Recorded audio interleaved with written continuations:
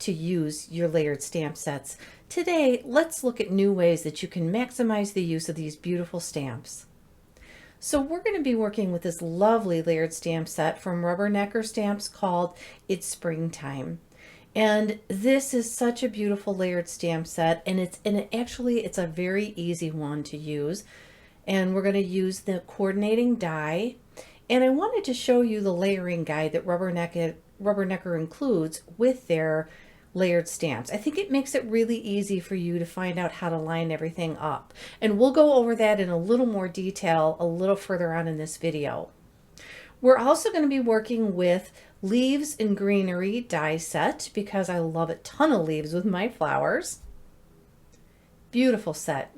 And then we're working with the brand new mini Slimline tagged Deckle die. It's a nesting die set that is one of my favorites. I love deckled edges.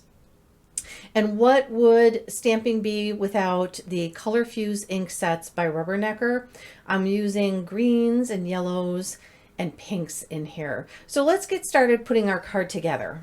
Now the first step is I'm just going to die cut 2 of the deckled edge mini Slimline die. So I'm taking an 8.5 by 11 piece of white cardstock and I'm cutting it right down the middle so I can go ahead and take my die apart and die cut them. Now they do come together so you can use your little wire cutters to cut them apart, and they're really easy to take apart. 1, 2, 3 and you're done with it. So I'm just going to use 2 of the layers from this set because I'm going to make a layered card in addition to layered stamps. Run it through my die cut machine, and then I want to show you how beautiful they look when they're done. I love the edges of these. I think these would also make a great mask to create a really cool edge, but these are really pretty. Now we're going to get started and we're going to play with a background. And what I want to show you here is a different way, another way that you can use your layered stamp sets. We're going to create a background using the second and the third layer of this stamp set, and it's going to create more of an abstract type of background.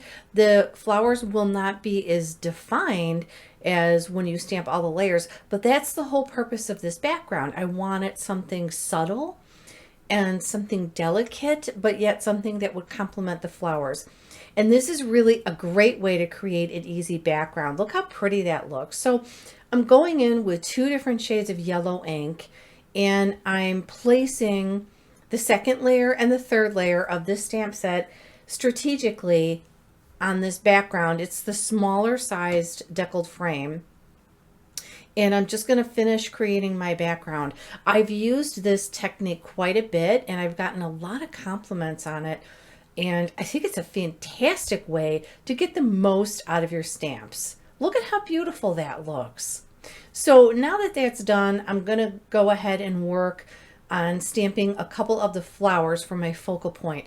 And I'm going to show you the entire process here because I want you to see how easy it is to layer the Rubbernecker layered stamp sets. So you start with layer 1 and you're going to ink layer 1 up with your lightest color ink because that layer is going to actually be the furthest away from you when you're thinking about layering your stamps. The lightest color is going to be furthest away from you. So I'm stamping layer 1 with my lightest color of pink, and I'm doing 2 of the flowers. So what I did was I just flipped the card panel over, and it's going to make this a lot easier to stamp all of my other layers. So now I'm looking at the layering guide and I'm looking for layer number 2, and then I'm just going to line it up according to how it should look over layer number 1. And it's actually a lot easier to do than you think. You just do a visual of how it should go and then you stamp it. And if you don't stamp it perfectly, it's fine. I think people sweat it out too much that they have to stamp their layers perfectly, but no one is going to know if this is not stamped exactly right. If you get it in the general ballpark, I think you're going to be doing fine. So here I went in with my second darkest color of pink for my second layer. Now I'm grabbing layer number 3. And that's going to go over the other 2 layers, and I'm going to be using my 3rd darkest ink color for that. So I'm just building the color with darker colors and getting more and more detailed with that flower as I go along. I think these pink ink colors are so vibrant and beautiful. Rubbernecker does a great job with their inks. They're very vibrant and rich. So now I'm going in with the 4th layer, the 4th and final layer, which I believe is the stamen, the center part.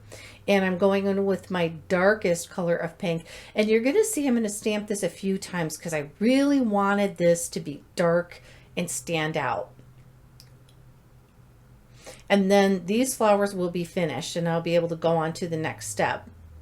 So I'm going to hold them up and show you how pretty the details are in these flowers. Isn't that beautiful? Oh, I love that.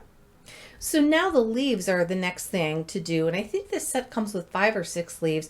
Now this is just a 2-step process. So you stamp the outline of all the leaves and then you're going to stamp the inside of it. So what you're going to see me do here is I'm going to stamp the outline of these leaves with my Misty, but then I'm going to be going in with my acrylic block to stamp the inside of each of the leaves because it was just a little bit easier to do it that way.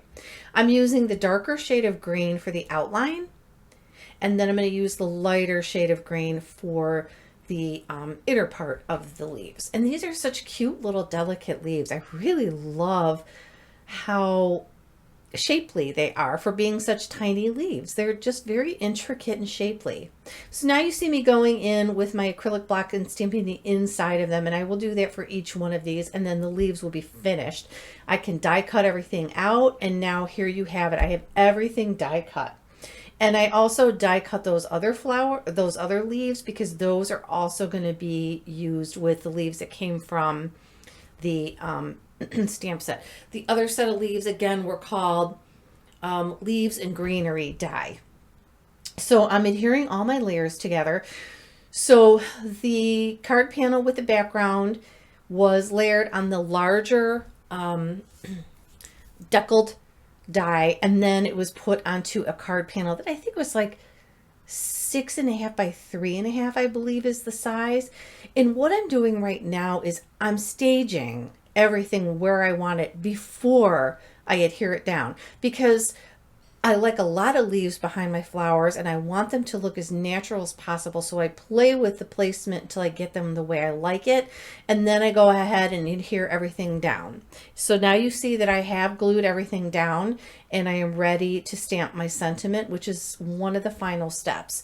I want this to be a happy birthday card because February is Rubbernecker's birthday. Yay, Rubbernecker. So we're making birthday cards for the month of February in celebration of Rubbernecker's birthday. Did you know they've been around since 1993? This is a great company, and they're one of the originals with red rubber stamps. So here's my finished card. I did add a few embellishments in pink sequins in pink and yellow to just add a little more detail. And then I also stamped the inside of the card because the happy birthday sentiments are so beautiful. So that's my finished card today, guys. I hope that you found some really good ways to use your layered stamp sets more than just the traditional way. And everything will be listed in the description box below.